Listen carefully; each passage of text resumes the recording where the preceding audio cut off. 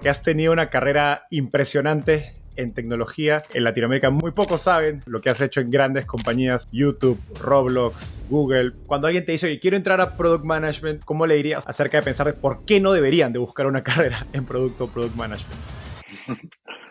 Le estás preguntando a alguien que ama construir productos que te diga por qué no hacerlo, pero Hoy conversé con Manuel Bronstein, Chief Product Officer de Roblox, la plataforma de videojuegos con más de 70 millones de usuarios activos. Antes de Roblox, Manuel fue vicepresidente de producto de gigantes tecnológicos, como Google, donde dirigió su asistente personal, y YouTube, donde ayudó a alcanzar la impresionante cifra de 1.000 millones de usuarios activos. como líder de producto, al final del día eres muy responsable de los resultados, sean buenos o sean malos. Empatía con el usuario, de product sense. A veces suenan como si fueran talentos mágicos con los que uno tiene que nacer, ¿no? No solo puedes pensar en el producto, sino que tienes que pensar en el consumidor o en la audiencia, tienes que pensar en el negocio, tienes que pensar en los riesgos legales, tienes que pensar en Cómo has aprendido a balancear entre analizar datos, feedback del cliente y del otro lado tu propia intuición. La intuición no es algo como que lo lanzaste del aire. La intuición para mí es el resultado de lo que has aprendido en toda tu vida. A gente joven que te dice, oye Manuel, estoy interesado en meterme en producto, en hacer una carrera en producto, ¿cómo les aconsejas acerca del inicio de su carrera, ¿no? Dado que hay tantos ángulos y habilidades distintas que uno tiene que desarrollar. O mi concepto de lo que es importante ha evolucionado con el tiempo, pero ahora con 25 años haciéndolo creo que te puedo decir. Hola Manuel, ¿cómo estás? Muy bien, gracias. ¿Cómo estás tú? Muy bien, gracias por tomarte el tiempo en tu apretada agenda. Empecemos con un poco de tu historia porque has tenido una carrera impresionante en tecnología y creo que en Latinoamérica muy pocos saben, digamos, lo que has hecho en grandes compañías como YouTube, Roblox, Google, por no decir más.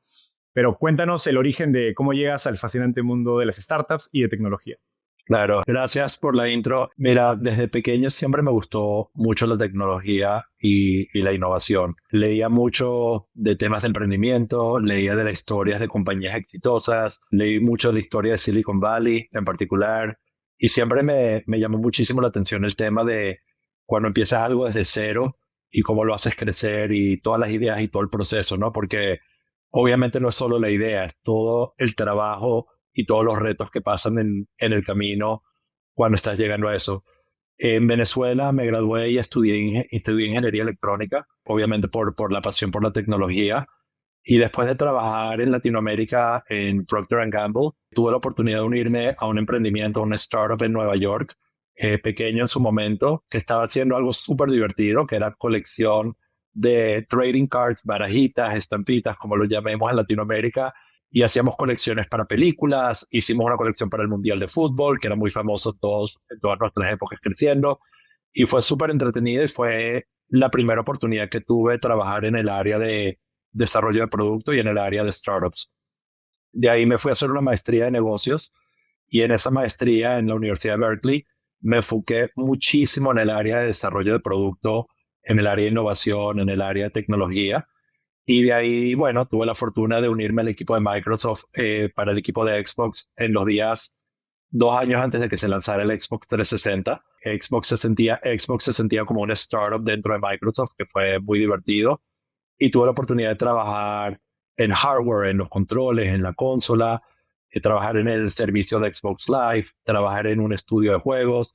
Realmente tuve la oportunidad de tocar muchas áreas del proyecto en un periodo de 7 años. Y de ahí en adelante seguí trabajando en una carrera de tecnología, de entretenimiento, juegos y video.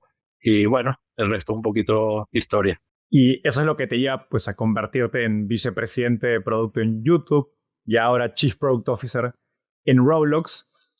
Y creo que lo interesante en toda esta carrera estratosférica que has tenido es que al revisar tu LinkedIn siento que hubo mucha intencionalidad en cada decisión de carrera que tomaste acerca del siguiente paso, como para aprender nuevas habilidades, pulirte como ejecutivo y ir abriendo tu horizonte.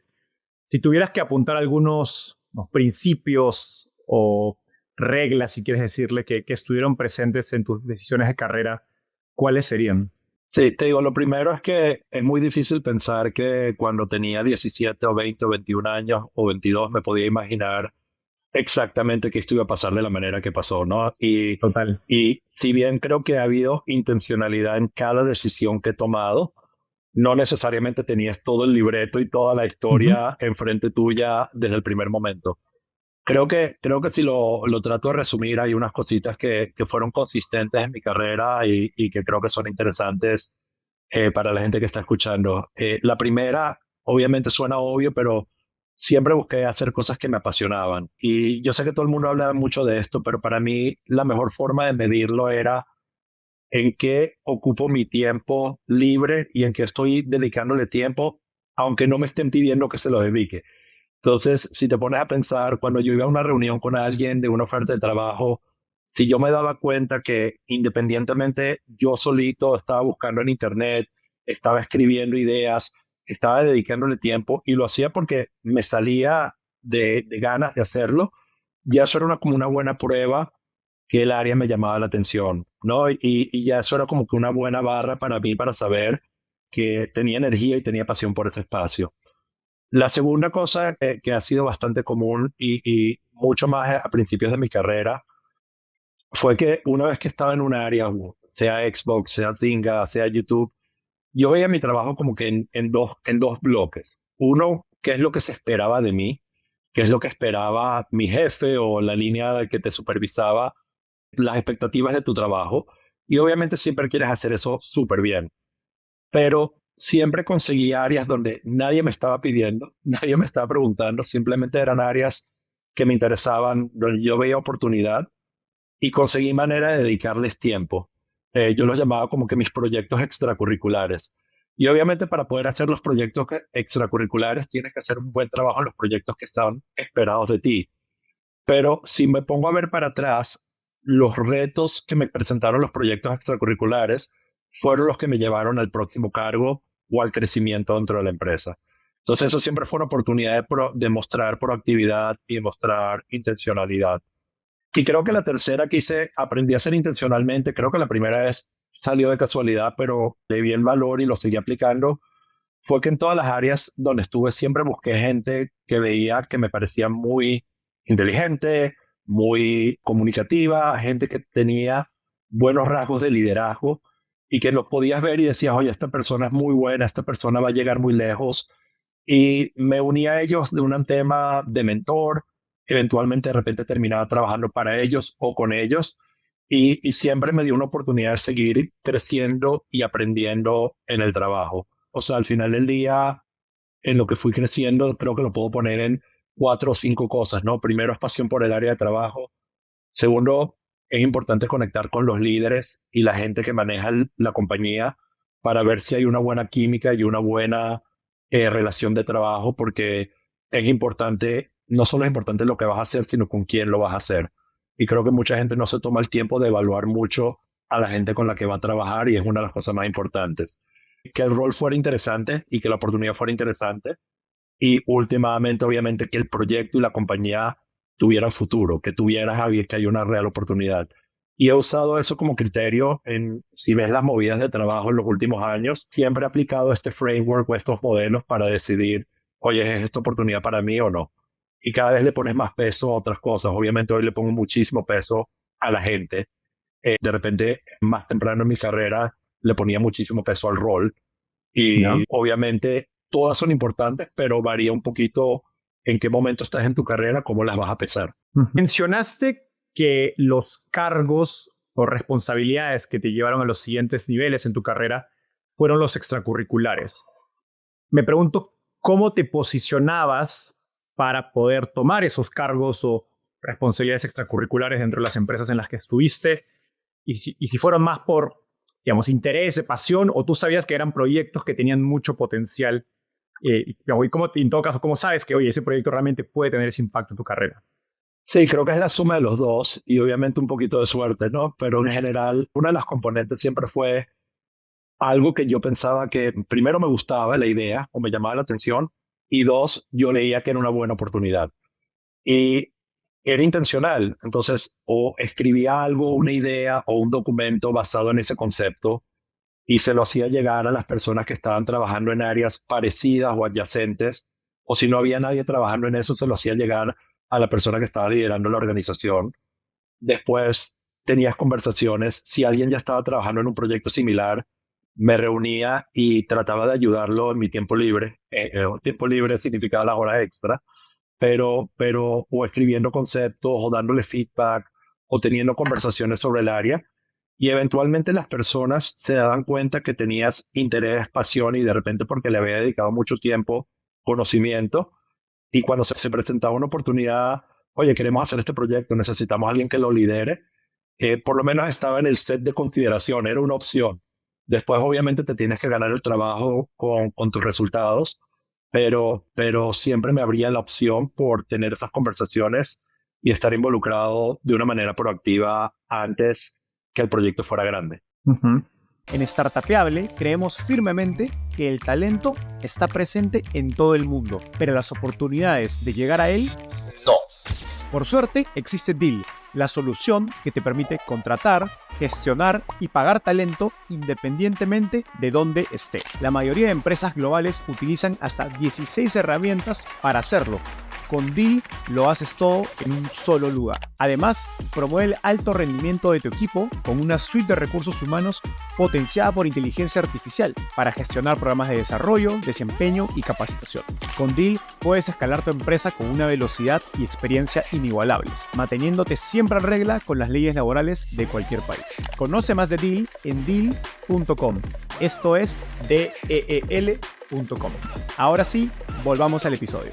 Product Management, que es donde te has desempeñado, digamos, gran parte de tu carrera y, digamos, has tenido mucho impacto, últimamente se ha convertido en un camino muy atractivo para gente joven o gente que quiere entrar al mundo de tecnología, sobre todo gente viniendo, digamos, de carreras muy competitivas como banca, consultoría, corporativos, MBAs, etc.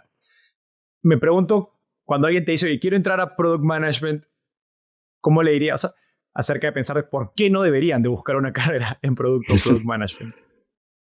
Bueno, le estás preguntando a alguien que ama construir productos que te diga por qué no hacerlo, pero obviamente no todo el mundo le gustan las mismas cosas. Lo pregunto porque se ha vuelto una carrera como sexy, ¿no? Y no necesariamente significa que todos tengan que dedicarse a Product Management. Sí, yo creo que la mejor forma de informar en este área es decirte cuáles son las cosas que te tienen que interesar mucho y gustar mucho para ser un buen líder de producto. Y si esas cosas no te interesan o no te llaman la atención, creo que entonces no es la carrera para la persona, ¿no? La primera, como te digo, en el área de tecnologías, siempre tienes que tener un elemento de pasión o interés por tecnología, ¿no? Idealmente puedes haber tenido una carrera técnica o tecnológica, una ingeniería, computación, electrónica, o estudiaste una ciencia pura, matemática, física, química, algo que te da un conocimiento técnico o especializado en el área de tecnología. Hay mucha gente que no empezó ahí, pero aún si no empezaste ahí, por lo menos tienes que demostrar pasión y deseo de aprender en ese área. Hay mucha gente que aprende a programar por su cuenta y estudia una carrera no técnica, ¿no? Lo segundo es un rol que requiere mucha comunicación, trabajo en equipo y liderar equipos. Si no eres una persona que te gusta escribir y comunicarte bien, si no te gusta mucho dirigir equipos, si no te gusta mucho influenciar gente, de repente no es el rol correcto para ti. La tercera área que es súper importante es que como líder de producto, al final del día eres muy responsable de los resultados, sean buenos o sean malos. Eres la persona que está dando la cara y asumiendo la responsabilidad por los resultados del proyecto. Eso viene con un elemento de presión o estrés, o viene con un elemento de accountabilidad, últimamente eres la persona responsable y es la persona que tiene que dar la cara por lo que se está haciendo. Y finalmente creo que tienes que tener un ángulo, ¿no? O sea, o eres muy bueno en tecnología, o eres muy bueno en diseño, o eres muy bueno en producto, y a la vez el rol de producto requiere un poquito de saber de negocio y saber de estrategia.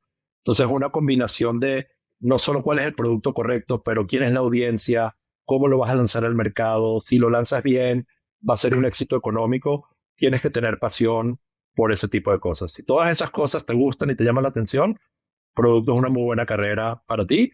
Y si no, obviamente, no necesariamente es el rol correcto. Como lo has descrito, Product Management es una carrera que tiene un poco de muchas cosas. ¿no? Y mencionaste negocios, diseño, tecnología, ingeniería, dependiendo del producto también. A gente joven que te dice, oye, Manuel, estoy interesado en meterme en producto, en hacer una carrera en producto. ¿Cómo les aconsejas acerca del inicio de su carrera, ¿no? Dado que hay tantos ángulos y habilidades distintas que uno tiene que desarrollar? Creo que lo bueno de eso es que dice que no hay un solo camino, sino que hay múltiples caminos. Obviamente, como te dije, si estudias una carrera técnica, cuando digo técnica es como te digo una ingeniería o una ciencia, te da un pie en la mesa, o sea, te da un primer paso, ¿no? Y te da una oportunidad de hacerlo.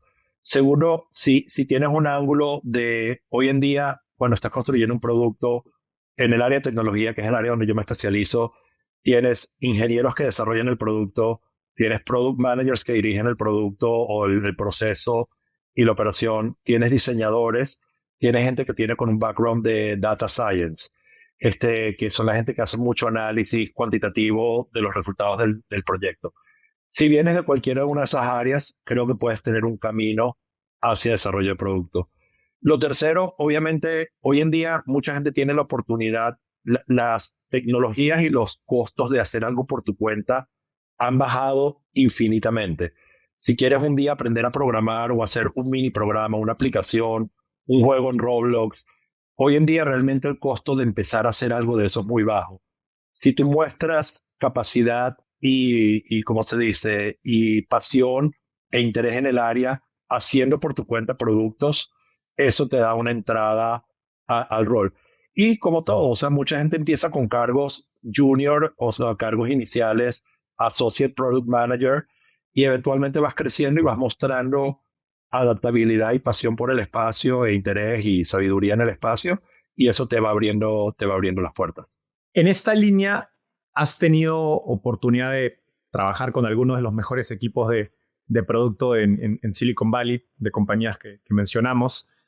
Y creo que hay una de las habilidades que a mí me da curiosidad acerca del área de productos, que se habla de empatía con el usuario, de saber escuchar. Otro término es el famoso product sense, ¿no? O sentido común del producto, que a veces suenan como si fueran talentos mágicos con los que uno tiene que nacer, ¿no? Entonces, me pregunto dos cosas. Uno, ¿cuáles son las habilidades clave que ves en los mejores product managers? Esas que, digamos, diferencian a los buenos de los excelentes. Y segundo, ¿cómo se pueden practicar esas habilidades en tu experiencia? Te digo, la visión o mi concepto de lo que es importante ha evolucionado con el tiempo, pero ahora con 25 años haciéndolo, creo que te puedo decir algunas cosas que creo que consistentemente veo cuando entrevisto a gente o cuando trato de buscar la persona correcta para el equipo. El primero, y yo creo que esto es importante en cualquier carrera, no solo en producto, es un elemento de drive o motivación intrínseca, ¿no? Es una persona que tiene pasión y energía por lo que está haciendo, que está constantemente aprendiendo, interactuando con el producto, interactuando con productos competitivos, leyendo. Realmente es una persona que ha demostrado una alta curiosidad y deseo por estar aprendiendo y tiene la motivación intrínseca de empujarse a sí mismo para ser mejor, para crecer.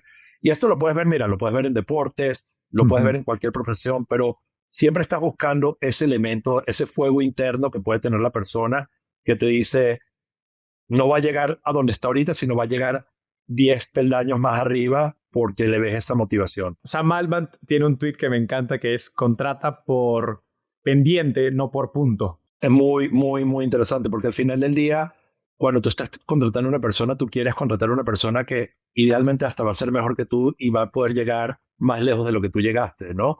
Y es importante ver, oye, ¿va a llegar aquí a donde la estás contratando o va a llegar 3, 4, 5, 10 niveles más arriba de donde empezó?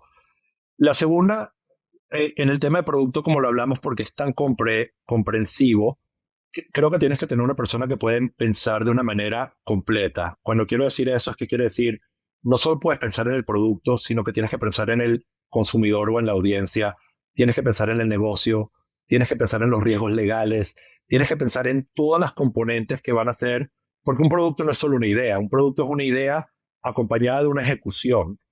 Y esa ejecución requiere que pienses en todo lo que puede ir bien y en todo lo que puede ir mal, y tratar de mitigar todas las cosas que pueden ir mal y amplificar todas las cosas que pueden ir bien. Entonces tienes que pensar de una manera muy completa. La tercera que le digo a todo el mundo cuando me pregunta qué necesito para llegar al próximo nivel, le digo, si tú puedes anticipar, le digo a la gente, puedes estar ahead o adelantada con respecto a mí o con respecto a tus jefes o con respecto a las otras personas, eso es un súper buen comienzo. ¿Y qué quiere decir eso? Que tú estás pensando tanto en tu área que cuando alguien ya te está haciendo la pregunta, ya tú pensaste, ya tú respondiste a esa pregunta y ya llegaste allá. Y obviamente esto no es fácil. La única forma de hacer esto es estar muy apasionado por lo que estás haciendo y dedicarle tiempo. Pero es ese concepto de cómo me anticipo a todas las situaciones o problemas o oportunidades que pueden haber en este área para estar más adelante que el resto de la gente que está tratando de ver este espacio. Y dos cositas más que siempre hablo, intuición. La intuición no es algo como que lo lanzaste del aire. La intuición para mí es el resultado de lo que has aprendido en toda tu vida.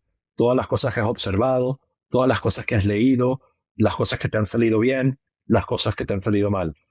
Tener intuición es bueno, porque al final del día tú tienes que tener una persona, tienes que tener opinión de si esto es bueno o esto es malo, si este producto va a ser interesante o no, si el diseño es bueno o el diseño no va a ser malo, y tener patrones para poder evaluar eso, ¿no? Y últimamente tienes que ser una persona con convicción y persuasiva. Hoy tú con esa intuición y con tu análisis y con el tiempo que le dedicas, desarrollas una convicción de tu idea, del producto, del componente en el que estás trabajando. Y después de que tienes esa convicción, tienes que poder persuadir al resto de la gente a que vean lo mismo que tú estás viendo y se unan con la misma energía a hacer el producto que tú quieres hacer. Me encanta. Y lo segundo que mencionaste, creo que hay un término en inglés que me gusta mucho, que es systems thinking, en torno a, como dices, el producto es como una rueda que afecta a todo el resto de la compañía, y un cambio en una funcionalidad puede afectar a múltiples cosas, y tener esa capacidad de ver todas esas, pues, segunda, tercera y cuarta derivada de lo que puedes hacer sobre un producto. Hay una película súper interesante, te vas a reír porque el tema no pareciera tener nada que ver, pero tiene todo que ver. Creo que se llama My Big Little Farm. Creo que es la historia de dos personas de Los Ángeles que decidieron hacer una granja por su cuenta. No sé si era orgánica el concepto, pero querían hacerla con la menor intervención humana posible. Quería decir que todos los sistemas iban a funcionar como funciona en la naturaleza. Si tienes mucha plaga, va a venir el animal que se come la plaga y se la va a comer en vez de tú tener que poner pesticida, por darte un ejemplo. Y te das cuenta en cada momento de la película que cada vez que ellos hacen una intervención, hay una segunda o tercera derivada de esa intervención que crea otra serie de problemas. Súper interesante el concepto de cómo pensar en sistemas y cómo pensar que siempre cada acción va a tener una respuesta, una consecuencia, y tú tienes que anticipar esa reacción, esa consecuencia para tomar la acción correcta. Antes de continuar con el episodio, quiero contarte de Bonus. Integrar una tienda de tarjetas digitales nunca fue tan sencillo. Importantes bancos, supermercados, aplicaciones de movilidad, plataformas de recursos humanos y videojuegos ya lo están haciendo gracias a la API de Bonus. Podrás ofrecer de forma simple y sencilla un catálogo con más de 150 marcas, como Amazon, Cinépolis, Nutriza y Starbucks, a tus clientes o usuarios. Y por ser miembro de la comunidad Startupeable, obtén un 100% de descuento en la integración del API de Bonus y añade una tienda digital de gift cards a tu negocio. Si te interesa conocer más sobre esta oportunidad de negocio, visita startupeable.com/bonus. Repito, startupeable.com/bonus. Bonus es con doble N. Ahora sí, de vuelta al episodio. Esa película que has descrito es una gran antesala para meternos más a tu filosofía de producto y lo que has aprendido acerca de qué hace un producto exitoso en, pues, los 20 años que llevas de experiencia. Y me gustaría empezar por cuáles son los retos más importantes con los que frecuentemente se encuentra un líder de producto. Puede ser un emprendedor, un cargo operativo como tú, alguien que dirige un producto. ¿Cuáles son esos retos que suele encontrarse dentro de la empresa? Obviamente son muchos y varían por el estado del producto. La fase inicial es distinta a la fase de crecimiento, es distinta a la fase de ya el producto está obsoleto y tengo que buscar una nueva versión.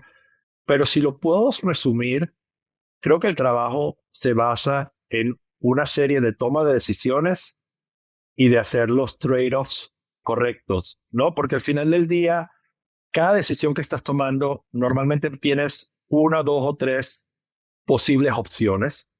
Y lo que tú tienes que hacer es tratar de tomar la opción correcta dado lo que va a implicar esa opción. Y a veces, como te digo, la decisión puede ser mejor para ganar dinero, pero de repente peor en el comportamiento del usuario que va a tener con esa decisión. O puede ser buena para un cliente, pero no necesariamente tan buena para el otro. Y siempre al final del día se te están presentando decisiones que tienen una serie de opciones y tú tienes que tomar la mejor opción con la información que tienes a la mano, con tu intuición y con una visión de a dónde quieres ir como compañía y como producto. Creo que si puedo sumarizar, los retos son a diferentes escalas, pueden ser decisiones más pequeñas, decisiones más difíciles, decisiones más challenging, pero al final del día ese es el reto de un líder de producto. Me pregunto si cuando enfrentas esos retos, los trade-offs, ¿no? Que son decisiones que tienen un costo-beneficio, ventajas, desventajas, no siempre va a haber una decisión que es perfecta, ¿no? Siempre vas a tener que sacrificar algunas cosas. ¿Tienes algún framework, principios, un modelo mental a los que frecuentemente recurres para analizar estos retos particulares? Sí, te voy a dar primero un framework, diría global, que aplica creo que para todo, y después te voy a dar unas cosas que he utilizado a lo largo de mi carrera, que algunas las sigo utilizando mucho, algunas las uso un poquito menos, pero todavía me gustan, que pueden ser interesantes. El framework global, al final del día, empieza con una buena articulación del problema y la oportunidad. Suena tan obvio y suena tan claro, pero muchas veces la gente no hace este step o este paso suficientemente bien. Y articular el problema significa realmente comunicar y expresar qué es lo que estás tratando de hacer, qué es lo que estás tratando de resolver y por qué, para que todo el mundo entienda y todo el mundo esté alineado en que todos estamos tratando de atacar la misma oportunidad o resolver el mismo problema. La segunda, que es súper importante en este paso, es definir las metas del proyecto y cómo vas a medir el éxito. O sea, estoy resolviendo este problema. Si somos exitosos, se va a ver de esta manera. La solución se va a ver de esta manera, los resultados se van a ver de esta manera. Una vez que tienes esas dos cosas, como que tienes el problema y tienes las metas, ya puedes empezar a formular estrategias o lineamientos con los que vas a resolver el problema. Y cualquier restricción. Oye, puedes hacer esto, pero esto no lo puedes hacer. Y las restricciones pueden ser restricciones legales, pueden ser restricciones del consumidor al que estás yendo, pueden ser restricciones de presupuesto, de recursos y presupuesto, pero tienes que tener ese espacio para saber cuál es el espacio que tienes para poder resolver. Y una vez que tienes eso, puedes formular una lista de opciones o ideas que resuelven el problema y que te ayudarían a llegar a los objetivos. Y cuando ya tienes esa lista de ideas, la puedes evaluar contra los objetivos y los problemas que estás resolviendo para ver cuáles son los que mejor lo hacen. Y una vez que tienes eso, empiezas a iterar y empiezas a resolver. Suena como un proceso de múltiples pasos, pero realmente puedes hacer esto. Lo puedes hacer relativamente rápido, pero no deberías saltarte ninguna de las fases. Ya con ese framework global, te puedo decir cosas que me han servido en partes del proceso. En un momento en Xbox dirigí un grupo de incubación que fue súper divertido. Estábamos tratando de pensar 2-3 años en el futuro cuáles serían los productos que Xbox tendría que construir. Y desarrollé un framework que en inglés lo llamaba Best Imaginable Experience. ¿Cómo sería? Experiencia posible o imaginable. O posible. Y el concepto de esto era decir, sin ninguna restricción, si tuvieras que hacer este producto y quieres que el consumidor de ese producto sea la persona más feliz de la Tierra, porque le diste todo lo que ellos desean, ¿cómo se vería ese producto? Y empezar a describir qué sería lo más ideal que podría pasar, ¿no? Y te estoy hablando, para darte un concepto, en el momento que estábamos haciendo esto, el concepto, la velocidad de Internet no era tan alta, el concepto de bajarte un juego completo rápidamente no era muy común. Pero uno de los conceptos que dijimos, bueno, para un consumidor sería ideal poder llegar a su casa, ver un juego que salió nuevo, apretar el botón y tenerlo en su consola. Obviamente suena obvio hoy en día. 5 años atrás, no, 5 años, mentira, 15 años atrás de repente no era tan obvio. Pero si tú empiezas ahí, empiezas a decir, ok, ¿qué puedo hacer ahorita? Bueno, necesito storage y almacenamiento para que puedas tener ese juego. O necesito poder stream ese juego desde el cloud, desde las nubes, y llevarlo a mi computadora. O necesito tener un sistema de compresión súper avanzado para poder hacerlo. Pero una vez empiezas con la solución ideal, puedes imaginarte qué es lo que tienes que hacer. La segunda que he usado mucho es, que creo que podemos hablar más adelante de esto un poquito, es cómo definir la métrica que te va a guiar o el North Star Metric.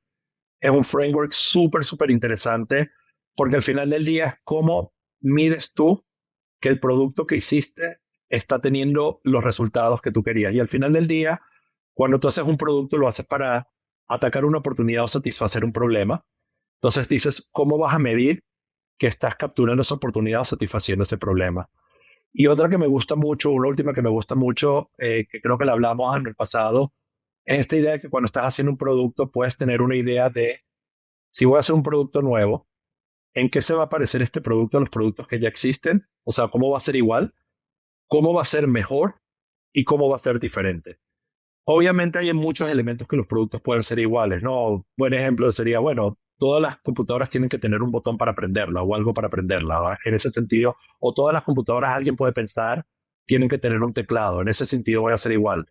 ¿Dónde voy a ser mejor? Puede ser en el performance, en los procesadores, en la velocidad. ¿Y dónde voy a ser diferente? Bueno, puedes decir, de hecho no, mi computadora no va a tener un teclado, mi computadora va a ser toda utilizada por voz, ¿no? Y siempre es bueno pensar dónde vas a ser mejor y dónde vas a ser unique y único contra los productos que existen en el mercado. Me encanta ese último.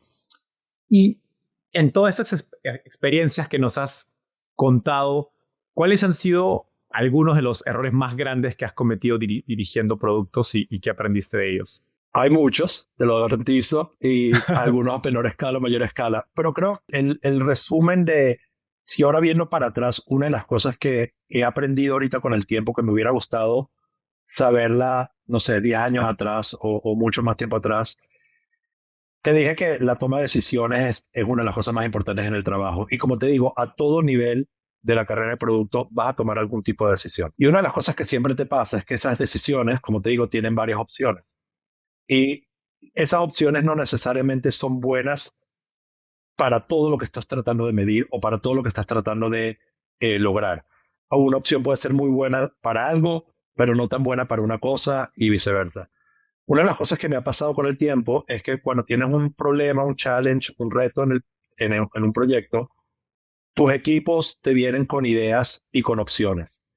Y de repente ves las tres opciones o las dos opciones y ninguna de las dos es perfecta, pero te fuerzas a escoger la mejor de las dos malas. No, como que the lesser of two evils es la frase en inglés. Y no necesariamente porque son malas, pero realmente ninguna de las dos opciones fue excelente o fue muy buena, pero por alguna razón te diste a pensar o a entender que no había una tercera opción. O sea, te presentaron la opción y te dicen, mira, si realmente quieres lanzar el producto finales de mes, o tenemos que cortar esto o tenemos que gastar más dinero. Entonces, te están dando unas opciones falsas porque al final del día tú tienes que decir, bueno, o corto el feature que quiero o gasto más dinero. Cuando de verdad siempre hay una opción de tomar un paso para atrás, reframe el problema, de no aceptar ninguna de las dos cosas malas y forzarte tú y el equipo y trabajar con ellos a buscar la solución correcta. Y no te quiero contar cuántas veces te presentan dos opciones y todo el mundo que te las está presentando sabe que ninguna de las dos es ideal, pero creen que ese es el espacio en el que puedes escoger y si te limitas vas a escoger una opción que no es tan buena. Y esto se conecta a tu framework del best, de la mejor experiencia imaginable, ¿no? Partir de una pizarra en blanco sin limitaciones antes de poner las restricciones en el pensamiento. 100%. Ahora, algo interesante y que creo que es muy común a la discusión en producto es este reto entre datos e intuición. Y tú has estado, creo, en ambos lados de la mesa. Estuviste en Xbox, como dijiste, participando en la creación de la consola, donde los ciclos de desarrollo son de décadas o muchos años, y lo sé como gamer, que tengo que esperar mínimo 5 años para pasar de PlayStation 3 al 4 al 5, o del 360 al One. Y del otro lado estuviste en Zynga, que es una compañía de videojuegos móviles, donde la cultura era lo contrario, no era super data-driven, optimizar todo rápidamente. Me imagino que el ciclo de desarrollo era el mismo día o el día siguiente. Y también te he escuchado decir que ser data-driven te puede llevar, en un extremo, a innovación incremental. Entonces me pregunto, en tu experiencia, ¿cómo has aprendido a balancear entre analizar datos, feedback del cliente y del otro lado tu propia intuición? Espero que estés disfrutando esta entrevista tanto como nosotros disfrutamos grabando. Coméntanos qué te pareció y qué otros temas te gustaría que tratemos en los próximos episodios. Aprovecho en contarte que si bien nuestro canal en YouTube es nuevo, tenemos más de 100 entrevistas como esta. Cada semana traemos a un nuevo invitado y no pensamos parar. Freddy Vega de Platzi, Pamela Valdés de Vic, Daniel Undurraga de Corner Shop y muchos otros más referentes de la industria de tecnología y startups en Latinoamérica han pasado por Startupiable. No olvides suscribirte y activar la campanita para ser el primero en enterarte de los próximos episodios. Ahora sí, de vuelta a la entrevista. Claro, creo que el primer punto que dices es lo importante, que al final del día es un balance. O sea, no existe estar completamente de un lado y completamente del otro. Lo que uno siempre tiene que entender es en qué fase del proyecto o del producto estás trabajando. Si estás haciendo simplemente optimizaciones porque estás reduciendo algún número o incrementando algún número y puedes hacerlo de una manera rápida e iterativa, a veces vale la pena trabajar en un modelo data-driven y hacer eso. Obviamente lo que te tienes que dar cuenta ahí, el temor ahí, es lo que se llama una máxima local, que sigues optimizando en una corriente, pero hay una disrupción o un modelo diferente de ver las cosas que te puede llevar a algo 10 veces más acelerado y ahí tienes que tomar un riesgo. La parte interesante al final del día para mí es combinar lo mejor de cada uno. La data, el consumer research, las investigaciones de mercado te pueden dar perspectivas o lo que llamamos insights para pensar los problemas y las oportunidades de una manera profunda, de una manera instintiva, pero con buena perspectiva de qué es lo importante, qué es lo que tienes que hacer, y te puede ayudar a desarrollar mejores ideas, aunque sean ideas visionarias y 3 años en el futuro, pero con los buenos insights y con las buenas perspectivas lo vas a hacer. A la vez, creo que es importante que confíes en tu intuición, por como te dije, porque la intuición es la suma de todo lo que has leído, aprendido y hecho. Pero cuando vas a hacer un producto que va a tomar 3 años o 5 años o múltiples meses, pensar cómo lo deconstruyes en fases que te permitan en cada fase medir que vas en la dirección correcta y estar dispuesto a que alguien te demuestre que estás equivocado. O sea, obviamente puedes tratar de validar muchas veces, pero en algún momento de repente el concepto inicial estuvo errado y una forma de llegar a ese concepto, a esa respuesta rápidamente es iterando. En vez de quedarte analizando por muchos años, oye, tengo la idea correcta, no, ¿cuánto investigación de mercado tengo que hacer? Tienes una intuición, tienes una serie de data y perspectivas, eres dispuesto a tener convicción y decir, voy a hacer esto, pero una vez que lo empiezas a hacer, mides, iteras y tratas de entender si vas por el camino correcto o no. Y como lo dices, al final del día es un balance y tienes que poder mezclar las dos opciones. Creo que cualquier idea futurística, disruptiva, es difícil que empiece nada más con data y es difícil, o sea, creo que tiene que empezar con insights y con una intuición. Y de ahí entonces puedes empezar a iterar y puedes empezar a medir a ver si lo que estás haciendo va en buen camino. Llevándolo a la práctica, ¿qué has aprendido acerca de cómo crear la cultura que premie hacer esos saltos de fe o dejarse llevar por la intuición dentro de un equipo? ¿No? Porque es natural, creo que a medida que una empresa escale, se agregan procesos, burocracia, y de algún modo desincentivas, ¿no? el que alguien quiera tomar esos saltos de fe en base a su intuición. Sí, te digo, dos lugares donde lo he visto bien.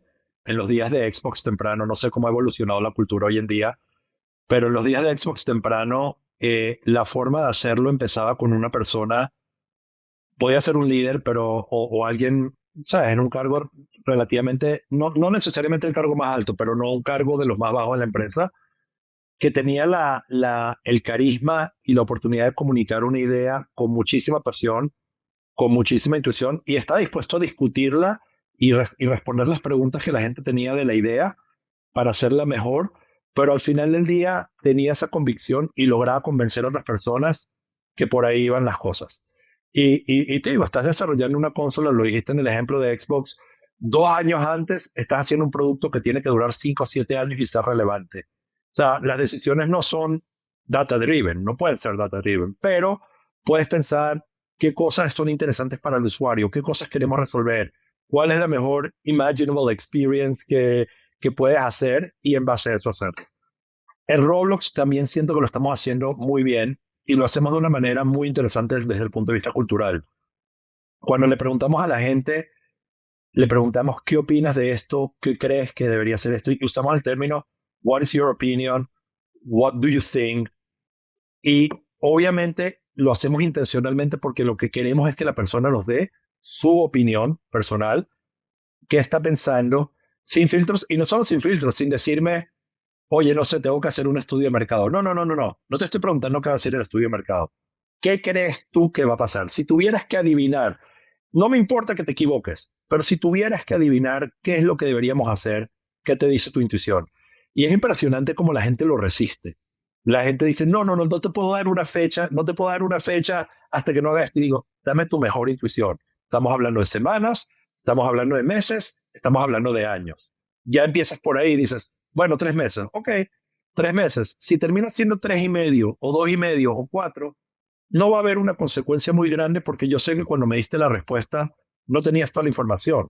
Pero yo estoy tratando de formar una opinión. Igualito que cuando te digo, si tienes estas 3 opciones, ¿qué piensas tú que va a ser lo correcto? Quiero ver tu, ¿cómo se llama? Tu thought process, tu modelo de pensar, de por qué piensas que eso es correcto. Y si me convences, yo puedo pensar de la misma manera que tú y al final del día podemos decidir qué tenemos que hacer para ir validando en el camino, pero empezamos con esa intuición. Y es súper interesante porque viene desde el CEO, de hecho, empezó por el CEO, y la gente inicialmente responde de una manera muy incómoda, pero te das cuenta lo liberante que es que puedas decir, esta es mi opinión, esto es lo que pienso, esto es lo que creo que va a pasar. Qué interesante como un cambio tan sencillo, ¿no? En cómo formulas la pregunta para no, de algún modo, sesgarla con la data, ¿no? Y tener esa mirada de pura intuición y ya luego le vas a poner la data, pero partamos de una base de pura intuición. Y estar dispuesto que la precisión y lo correcto de la primera pregunta, la primera respuesta no tiene que ser 100% precisa. No te estoy evaluando por, ¿sabes? El tercer decimal del número que me diste. Te estoy evaluando Exacto. por el rango, ¿no? Y entender cómo estás pensando. Y hablando de intuición, hace un rato dijiste algo que me pareció interesante, que es que tu intuición al final de cuentas es la suma de tus aprendizajes y experiencias en el tiempo. Hay este concepto de product review en el mundo de producto, que de algún modo yo lo entiendo como una metodología pues, para poder sacar los mejores aprendizajes de cada pues, digamos, acierto o error que se hizo en el proceso de crear un producto. ¿Me pregunto si tienes algún framework, modelo acerca de cómo hacer estos product reviews con la mirada de, oye, cómo sacamos los mayores aprendizajes posibles de nuestra experiencia para fortalecer la intuición? Sí, o sea, creo que ha variado y hay una estructura. O sea, hay 2 tipos de product reviews, ¿no? Hay un tipo de product review que es no has lanzado el producto y estás discutiendo todos los parámetros que vas a lanzar, cómo lo vas a llevar al mercado y de ese tipo. Hay otro tipo de product review que es cuando dices ya lanzaste el producto y estás midiendo los productos de resultado en el mercado y quieres entender qué funcionó y qué no funcionó. Si nos enfocamos en la segunda, obviamente empiezas con el mismo framework que empezaste, ¿no? ¿Qué problema estás tratando de resolver? ¿Cómo ibas a medir el éxito del producto? ¿Cuáles eran las métricas? Y ahí puedes analizar en qué áreas vamos bien y en qué áreas no vamos bien.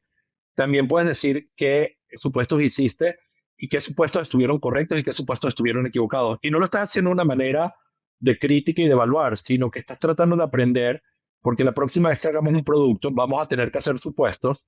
Y si ya aprendiste que este supuesto, un ejemplo súper básico, tú dices, yo hice este producto donde iba a vender algo y me iban a venir 1,000 personas a verlo porque iban a ver el video 100,000 personas y de las 100,000 personas que vieron el video, 1,000 iban a comprar. Asumiste ese número. Hiciste el producto y te das cuenta que no, normalmente ven 100,000 personas el video y te compran 10. Entonces, ya la próxima vez que hagas, puedes criticar si de repente el video era malo o el concepto era malo, pero ya puedes asumir que la próxima vez que hagas un supuesto, no vas a asumir que es un 10% o un 1%, vas a asumir que es un 0,1%. Y entonces vas a tener que pensar el producto de una manera distinta. Esa es la forma de aprender al final del día, es decir, cuáles eran mis metas, qué esperaba lograr el producto. Y es muy importante que antes de lanzar un producto, tú te formes unas expectativas de qué es lo que vas a lograr para después poder medir los resultados contra las expectativas y ver en dónde fallaron los supuestos. Y ahí aprender y de ahí mejorar. Y en este proceso de aprender acerca de las experiencias de producto, ¿Cómo piensas acerca del rol de la competencia? Usualmente el consejo común es no te preocupes por la competencia, solo enfócate en el cliente. Pero me pregunto a nivel de estrategia y las tácticas, ¿cómo impacta el ingrediente de la competencia en tus decisiones? Sí, mira, es verdad que al final del día, si tú estás haciendo algo, la mejor experiencia imaginable para un consumidor y eres el único que la estás haciendo, posiblemente ganes, y si te preocupas en eso, te va a ir bien. La verdad del mundo es que cuando tú estás lanzando un producto, no lo estás lanzando en el vacío. Lo estás lanzando en un espacio donde hay otros competidores en el mercado, donde hay otros productos. El consumidor al final del día puede escoger. Puede escoger entre el producto A, el producto B o el producto C que hacen algo parecido. Entonces, no es que vas a hacer, cuando la gente dice no te enfoques en la competencia, es el error de repente de seguir todos los pasos que hace la competencia o hacer una cosa porque la competencia lo hizo o reaccionar de una manera desmesurada a las decisiones que está haciendo la competencia. El problema de eso es que tú no estás en control y al final del día, si tú no sabes por qué ellos están tomando esas decisiones o por qué ellos lo están haciendo o ellos tienen unas capacidades distintas a las que tú tienes, vas a tomar las decisiones equivocadas. El concepto al final del día que para mí es importante es tienes que entender quién es tu competencia, tienes que entender qué están haciendo ellos, si puedes entender cómo están atacando el mercado, cuál es su estrategia, y desde tu punto de vista simplemente saber dónde me voy a diferenciar, dónde voy a ser mejor, dónde voy a ganar. Y es interesantísimo porque esto lo aprendí temprano en mi carrera con Procter & Gamble vendiendo detergentes, que al final del día, si te pones a pensar, si tú vas al supermercado y ves 10 detergentes, el ojo no muy educado dirá, bueno, son todos iguales, porque estoy comprando uno por el otro. Pero al final del día, gente está haciendo una decisión. Gente está tomando una decisión y hay productos que les va mucho mejor que otros. Esos productos han entendido cuáles son los atributos importantes cuando una persona está tomando una decisión de comprar un detergente. Lo estoy comprando porque es el mejor removiendo manchas, lo estoy comprando porque es el mejor emblanqueciendo la ropa, lo estoy comprando porque es el que tiene el mejor olor, o lo estoy comprando porque es el más barato. Esas son opciones.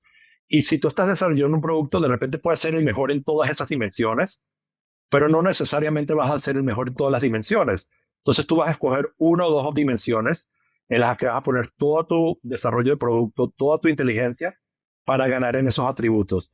Y más vale que los atributos que escogiste sean atributos que son muy importantes en la toma de decisión, porque si escoges el atributo equivocado, no vas a ir a ningún lado. Esto último que has mencionado es algo que contaste en una entrevista pasada acerca de cómo marketear productos comoditizados, como el caso del detergente. Pero lo curioso es que luego el resto de tu carrera lo has pasado más en productos que pues, no son commodities. O sea, un Roblox o un YouTube, creo que sería difícil decir que son commodities. Me pregunto cómo cambia la forma de marketear un producto cuando lo que estás haciendo pues no es un commodity, es algo más único. Pero al final no es muy distinto, Enzo, porque nuevamente, imagínate en Roblox. Yo estoy haciendo un producto para consumidores y estoy haciendo un producto para creadores, ¿no? Y se conectan. Yo tengo que entender qué es lo que le importa a un creador. Un creador le puede importar qué tan rápido puede hacer un juego, puede importarle cuál es el costo de hacer el juego, puede importarle qué features tengo para que él pueda crear el juego que quiere crear. Si yo no entiendo eso, todo lo que yo voy a desarrollar como herramientas de creación o como plataforma de creación va a estar equivocado. Y si tengo una competencia y el creador puede decir, yo voy a crear mi producto en Roblox o lo voy a crear en otra plataforma, tengo que entender cuál va a ser la motivación de crearlo en Roblox versus crearlo en la otra plataforma. En mi caso puede ser que mis herramientas son mejores o que el costo de desarrollo es mejor o que tengo más usuarios que la otra plataforma y al final del día hay una mejor oportunidad. Y una vez que yo tengo esa información, eso es lo que tengo que comunicar en el mercado. Entonces, si voy a una conferencia a hablar o si hago un blog post o si hago una campaña de publicidad para los creadores, tengo que usar los mensajes que sé que van a resonar con ellos y en los que yo soy mejor. Obviamente, a veces puedes decir que ser mejor es subjetivo y el que tiene el mejor mensaje gana. Eso puede pasar, pero al final del día tú quieres poder que el mensaje que estás mandando sea un mensaje interesante y relevante y ojalá puedas respaldar ese mensaje con el producto que tú construiste que realmente da los resultados que el mensaje están diciendo, ¿no? Y creo que eso aplica a un detergente, aplica a un teléfono, un iPhone contra un Android phone, aplica a Roblox contra su competencia y así sucesivamente. Antes de continuar el episodio, quiero pedirte un pequeño favor. Solo el 21% de las personas que escuchan Startupeable están suscritas a este canal. Si tú no lo estás, por favor, ayúdame dándole clic en suscribirte. Con solo un clic nos ayudas a crecer mucho más de lo que te imaginas. A cambio, yo me comprometo a seguir mejorando la calidad de las entrevistas y seguir trayendo cada vez mejores invitados, como los líderes detrás de Mercado Libre, Nubank, Duolingo, Tienda Nube, Pedidos Ya y más empresas de tecnología exitosas de Latinoamérica y el mundo. Gracias y ahora sí, volvemos al episodio. Me gustaría todo lo que hemos conversado aplicarlo a consejos para emprendedores. Sé que eres inversor ángel y advisor de decenas de startups, incluyendo varias que han tenido mucho éxito siendo adquiridas o saliendo a la bolsa.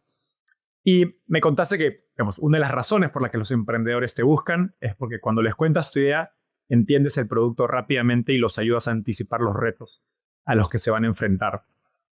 Dicho eso, me pregunto, cuando escuchas una idea de producto nueva por primera vez, ¿qué pasa por tu cabeza, ¿no? ¿Y con qué preguntas empiezas a...? Creo que lo llaman en la industria como que pattern recognition o patrón de reconocimiento, que es, obviamente, habiendo estado en tantos product reviews, tienes una serie de preguntas que te estás haciendo y estás formulando, o cuando lees un documento dices, a ver, tengo claro el problema que están tratando de resolver, tengo clara la oportunidad parece grande, y by the way, y no tiene que ser grandísima, depende de lo que estás tratando de cuáles son tus metas personales como emprendedor. Tú puedes querer hacer un negocio de cientos de billones de dólares, o puedes querer hacer un negocio de 10 millones de dólares, o 100 millones de dólares, o 20 millones de dólares, o 5 millones de dólares al año, que te hacen feliz, ¿no? Y nuevamente tienes que entender qué tan grande es la oportunidad y, como te digo, grande es relativo dependiendo de cómo defines tu éxito. Lo otro que tienes que ver es, ok, si tengo este problema y tengo esta oportunidad, ¿cuáles son los componentes que necesito para resolverlo? ¿Hay alguna tecnología especial que no existe hoy en día? ¿O tengo que desarrollar este tipo de tecnología? ¿Cuánto tiempo va a tomar? ¿Cuántos recursos voy a necesitar? Y si el equipo está capacitado para hacerlo. Y eso lo ves con el emprendedor o lo ves con mi equipo de trabajo si están haciendo un proyecto dentro de Roblox.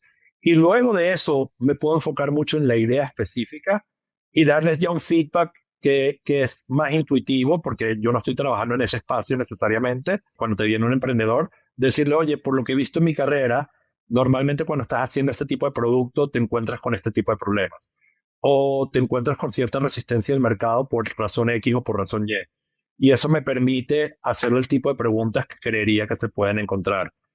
Y volvemos al punto de lo que hablamos de product management. Al final del día tiene que tener esa visión holística o completa de decir, oye, puedo anticipar los problemas que van a tener o los challenges que van a tener con adopción de mercado o con componentes de mercadeo y precio o con componentes legales y poder hacer las preguntas en cada una de esas áreas que te dicen, ok, tienen más o menos todo relativamente pensado, el equipo está súper capacitado, el espacio es súper interesante, vale la pena invertir o unirse al equipo de trabajo. Hace un ratito mencionaste el framework del North Star Metric y que sé que la has utilizado mucho a lo largo de tu carrera. Cuando estás con una startup, con un emprendedor que recién está empezando y aún no tiene quizás un product market fit, digamos, está recién empezando a desarrollar su producto, ¿cómo aconsejas acerca de pensar sobre el North Star Metric o los objetivos para ese producto, ¿no? Cuando no hay claridad sobre qué hay que medir todavía? Sí, es muy interesante porque sí debería haber claridad en lo que hay que medir independientemente de que tengas un producto en el mercado. Al final del día, cuando tú estás haciendo un producto, tú estás pensando en una audiencia, estás pensando en un problema o una oportunidad que estás resolviendo. Y el North Star Metric al final del día está tratando de medir cómo tu producto está resolviendo el problema o la oportunidad o dándole el beneficio al consumidor que tú quieres que le dé. Y eso debería tener una forma de medirse. No necesariamente quiere decir que puedes empezar a medir hoy, pero ya te estás dando un concepto de cómo medirías el éxito. Y te puedo dar ejemplos, ¿no? En un momento determinado, y esto ha evolucionado con el tiempo en YouTube, tú decías, bueno, en una compañía que hace un producto de videos creados por la gente, le hace hosting, los distribuye, los presenta en una página donde la gente puede escoger qué video ver. ¿Y qué significa eso? Bueno, estás haciendo un producto, inicialmente puede ser de entretenimiento, eventualmente se ha vuelto entretenimiento, información, aprendizaje y todo. Y estás diciendo, bueno, si yo estoy haciendo un producto bueno y el producto era gratuito, ¿verdad? O sea, al ver el video, entonces la gente no te tiene que pagar por usarlo. ¿Cómo mides tú que le estás dando valor a la gente? Bueno, si la gente está usando el producto diariamente y lo está usando cada vez por más tiempo, te está diciendo algo que le estás dando un producto que les está... Tú tienes una opción en tu día de decir dónde dedicas tu tiempo, y si tú me estás dedicando 1 hora, 2 horas, 3 horas de tu tiempo y estás viniendo todos los días, me estás diciendo algo que te estoy dando valor. Eso es una forma muy básica de medir el valor. Eventualmente podrías decir, bueno, si mi valor es informar, podría tratar de medir cuán informada está la gente que usa mi producto. O si mi valor es entretener, podría tratar de medir cuán feliz está la gente después de que usa mi producto. Al final del día, las métricas son lo que llamamos aproximados a poderle hacer esa pregunta a cada persona. Como tú no tienes la opción de preguntarle a cada persona, oye, ¿estás feliz después de que viste el video? Aunque lo podrías hacer con una encuesta. Pero tú puedes medir, oye, si la persona está viniendo todos los días y está haciendo el producto por 2 horas al día, creo que hay un elemento de satisfacción con el producto, ¿no? Entonces, yo creo que siempre te puedes articular, igualito que si estás haciendo un producto más corporativo de enterprise, y tú puedes decir, oye, mi producto es más eficiente que cualquier solución en el mercado.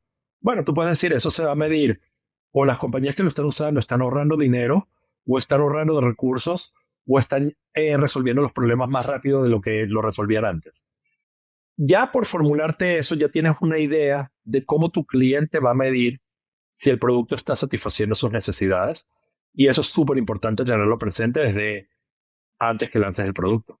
Manuel, ¿hay algún aprendizaje, tip, concepto en general que has aprendido acerca de, digamos, de tu experiencia en tu carrera de producto que no hayamos tocado y crees que valga la pena conversar? Creo que hemos cubierto bastante. O sea, mira, al final del día nunca hay una fórmula única para llegar a donde tienes que llegar, y creo que obsesionarte de que solo hay una manera, oye, estudié esta carrera, o fui a esta universidad, o trabajé en esta empresa, o el VC que me dio dinero fue este VC. Al final del día te das cuenta que sí hay algunas variables que de repente te llevan más cerca, no son requisitos fundamentales. Y creo que al final del día, o sea por tu carrera, o sea por tu emprendimiento, mucho va a depender de ti como individuo, de tu pasión, de tu persistencia, de tu habilidad de manejar problemas y challenges difíciles.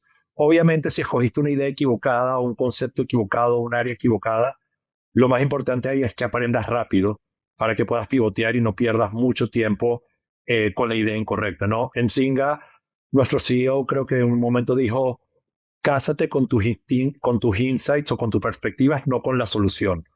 Quiere decir que si tú identificas un problema, para ese problema pueden haber 10 soluciones posibles. Si tú te casas con el problema y estás iterando en cómo conseguir la mejor solución al problema, es mucho más probable que te vaya mejor que si te casas con una sola solución y desafortunadamente te casaste con la solución equivocada. Porque entonces te vas a quedar siguiendo dando golpes en la cabeza con la solución que escogiste.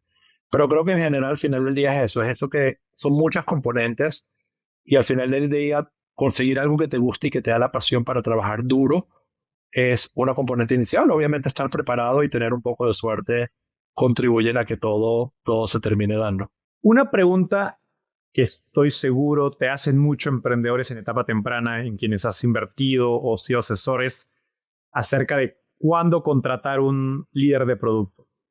Uno de los fundadores suele ser ese líder de producto en un inicio de una compañía, pero eventualmente se trae a un Head of Product, Product Lead, Product Manager, etc.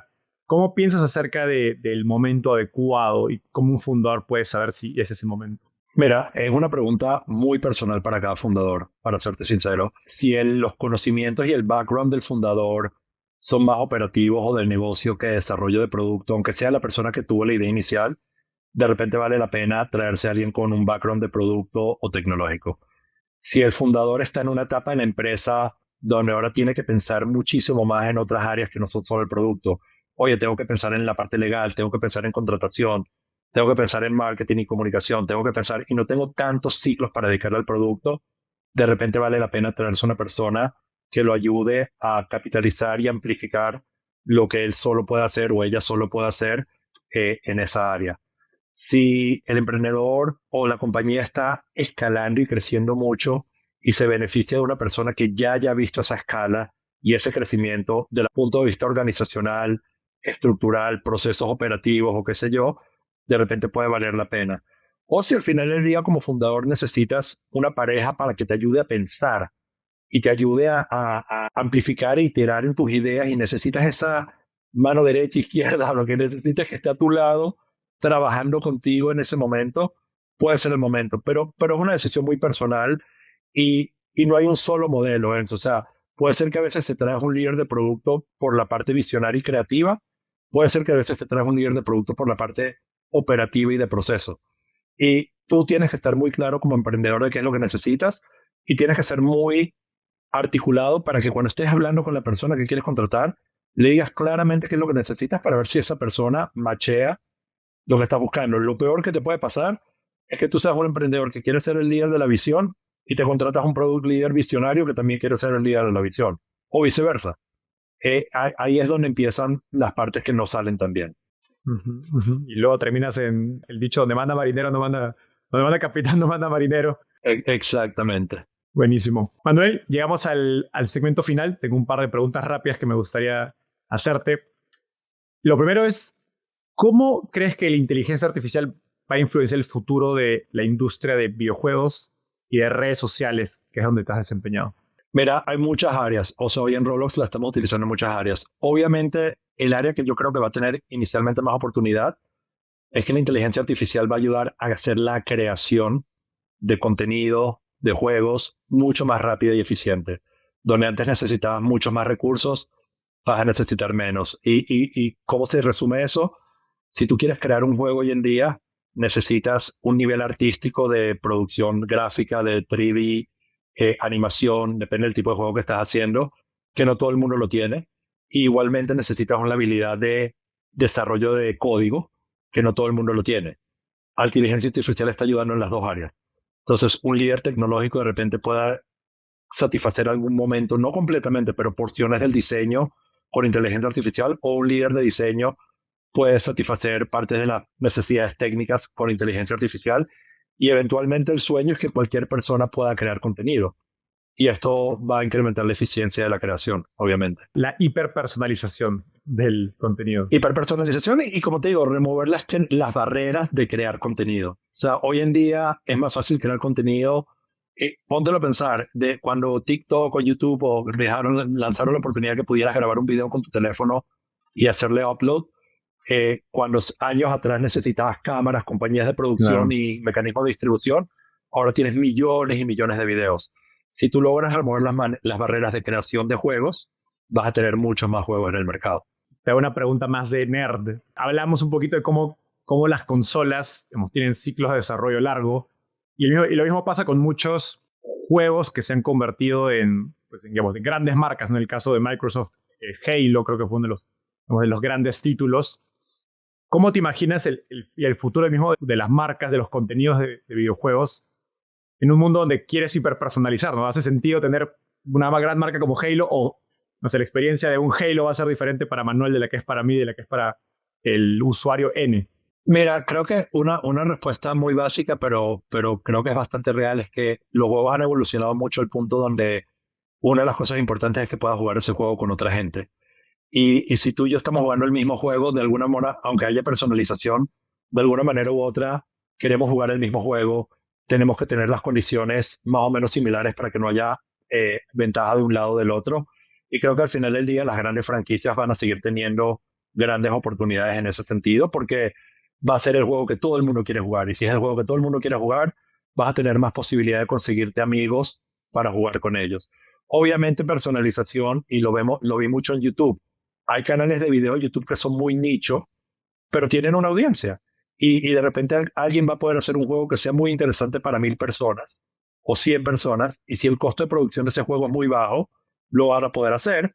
Y de repente esa persona va a poder tener un interesante resultado de negocio produciendo un juego para 100 o 1000 personas, ¿no?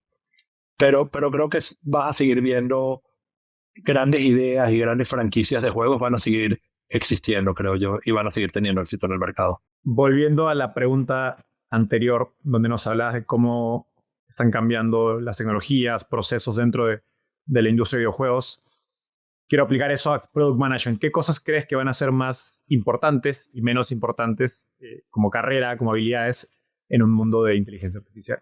Si te pones a pensar en lo que va a ser o lo que te va a ayudar la inteligencia artificial en el caso del producto, hay muchas áreas, ¿no? Uno como Product Manager hace mucho investigación y research del mercado, de productos. De repente AI te puede hacer ese trabajo mucho más eficiente y más rápido. Igualito que te tienes que comunicar, escribir un email largo o un documento largo, o tienes que sumarizar algo que alguien te mandó, inteligencia artificial te va a ayudar muchísimo con eso. Y como te dije, algunos tasks iniciales en el desarrollo de producto pueden requerir experiencia técnica como de desarrollo de software, o pueden requerir experiencia de arte como desarrollo de prototipos o sketches de lo que estás haciendo. Si hoy en día como líder de producto puedes hacer eso, la fase inicial relativamente rápido, imagínate que yo pudiera agarrar un documento donde escribí mi idea de producto e inmediatamente convertir ese documento en un prototipo que puedo tocarlo y puedo mostrárselo a otra persona. Oye, las presentaciones, la decisión, identificar si el producto es bueno o es malo, sería mucho más rápido porque inmediatamente estás visualizando la idea que tienes en tu cabeza. Y creo que eso va a hacer el trabajo mucho más divertido porque vas a poder iterar con mucho más cosas mucho más rápido. Buenísimo. Me encanta esta idea y es interesante porque vuelve a lo que hablábamos acerca del data, ¿no? Le quitas esta barrera de creación al product management y va a hacer que hagan mucho más ciclos de desarrollo e iteración. Manuel, eso fue todo por hoy. Ha sido un gustazo conversar contigo. La verdad que nos llevamos cosas muy interesantes de toda tu experiencia en product management en compañías, como dije al inicio, que tienen una escala e impacto enorme. Así que gracias por eso. Mil millones de gracias. Me encantaron las preguntas y en lo que pueda ayudar, avísame. Buenísimo. Gracias, Manuel. Nos vemos. Gracias por acompañarnos hasta el final del episodio. A diferencia de un inversionista, no te cobramos por nuestra sabiduría, pero para poder seguir creciendo necesitamos de tu ayuda. Así que comparte este episodio con tus amigos emprendedores. Y si quieres recibir el resumen con lo mejor de todas nuestras entrevistas, no dejes de suscribirte a nuestra newsletter dándole clic aquí. Nos vemos en el próximo episodio.